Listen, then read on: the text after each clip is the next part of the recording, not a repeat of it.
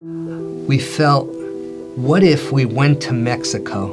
Of course, we couldn't afford to get there, so we had to hitchhike. What if we hitchhiked to Mexico? We found out from some friends that in southern Mexico there were magic mushrooms. And I thought, if we can get to southern Mexico and try those mushrooms, maybe those would help Ron and I understand who we were even better, and maybe understand who God was better.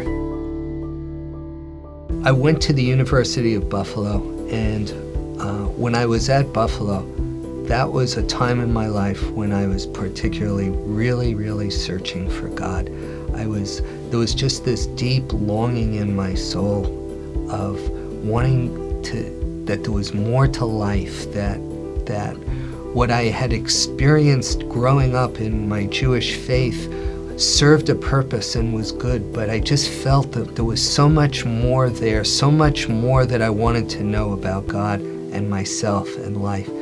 So when I was at Buffalo, I was experimenting in drugs, with marijuana, even with LSD. I had many relationships with girls, and I read a lot of books, primarily Eastern books, all with the purpose, all with of trying to understand and find God. And then I realized maybe if I left the city and moved out to the country, maybe a place that was very remote, that maybe I could find God in a more intimate way there. Well, a close friend of mine, Ron, was going to Syracuse, and of course I was in Buffalo. We decided that we wanted to go to an area where it was more remote, where it was more nature, and we decided, of course, we had to make a living, so we decided that we were going to raise tomatoes, and we found 20 acres of land, Ron and I, in southern Oregon. And it was beautiful, a creek and a log house, and it was there we thought we would put the greenhouse and start this little tomato business. What happened was, when we got there and we had our dream realized, I began to see that this was not satisfying, that I was more depressed, more discouraged than ever before in my life. Now we come up with another idea. We decided we were going to hitchhike down to Mexico, and we did. On our way down to Mexico, almost every ride we were getting were from these long-hair hippies. Almost every ride they were talking to us about the Bible, about Jesus. I couldn't relate at all. I mean, it just didn't make any sense to me. I was Jewish. Ron was asking a lot more questions than me. I just kind of shut them out. We get down to Mexico. We hitch all the way down to almost Central America.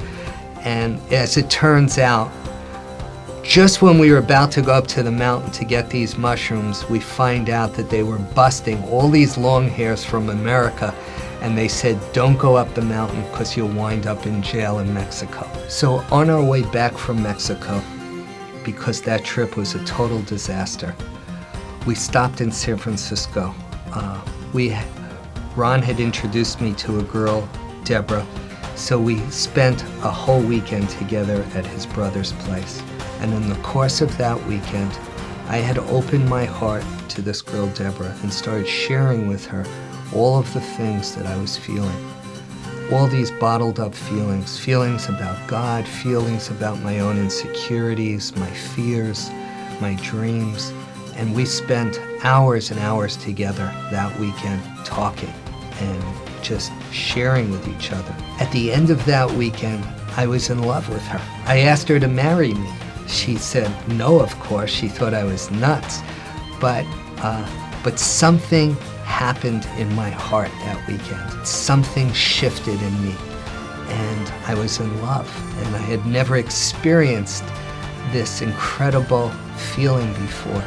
But I knew that God had brought her into my life. I knew it wasn't me. I knew it wasn't my personality, my looks, my sports, athletic.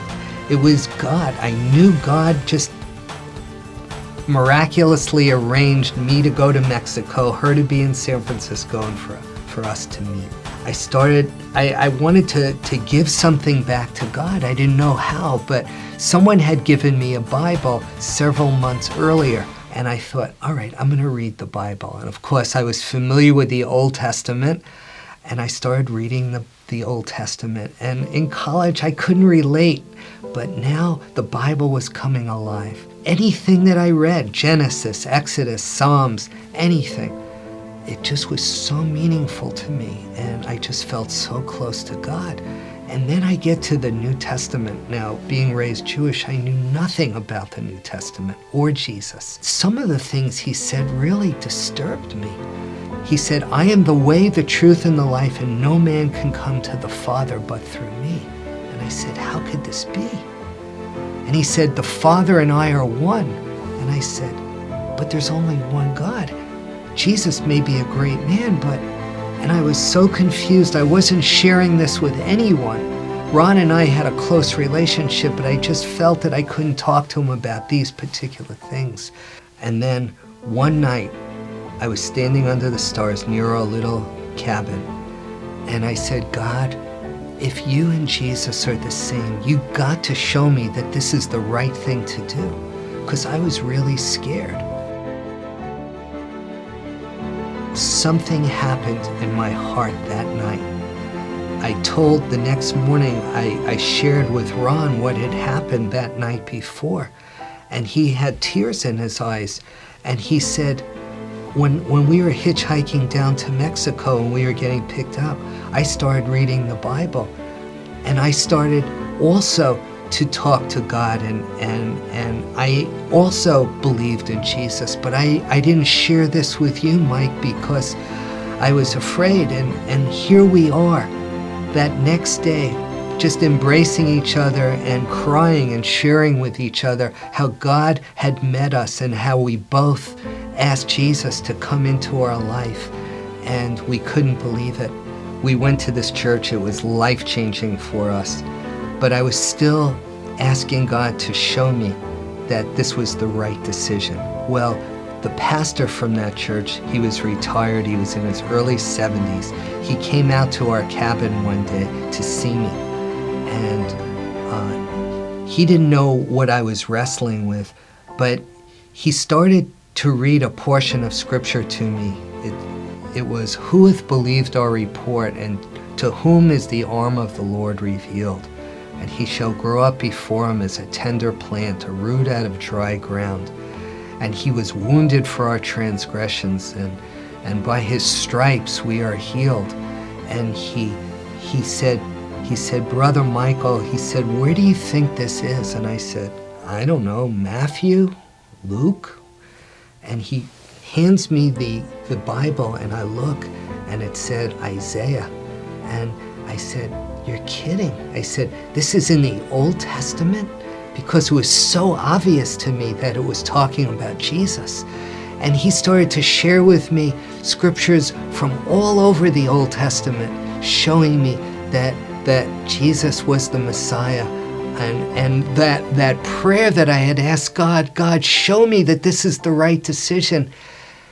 That day I felt so secure and so satisfied as this pastor started sharing with me from the Old Testament about those scriptures. And I was so thankful to God that he had answered my prayer. Deborah came up to visit us up in Oregon, and I started to read to her from the scriptures, and she also started to believe in Jesus. And a few months later, we got married. She's still my best friend to this day. We have an amazing, amazing marriage. My friend Ron, instead of the tomatoes, we decided to start a little business together, so we started a light bulb business. And I guess I took the Lord literally when he said, be lights of the world, and we went into the lighting business. And that little tiny seed has grown into one of the largest lighting companies in the United States.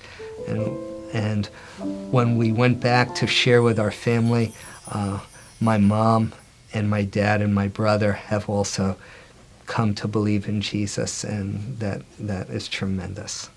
I know that Christianity, I know that believing in Jesus is there's so much from the past with the Holocaust and what Christians have done, but this has nothing to do with Jesus. This has nothing to do with the Bible, and the Messiah that was prophesied long time ago. I just would encourage you and challenge you like I did to search and ask and read the scriptures for yourself, with just asking God with an open heart and an open mind, could Jesus really be the Messiah?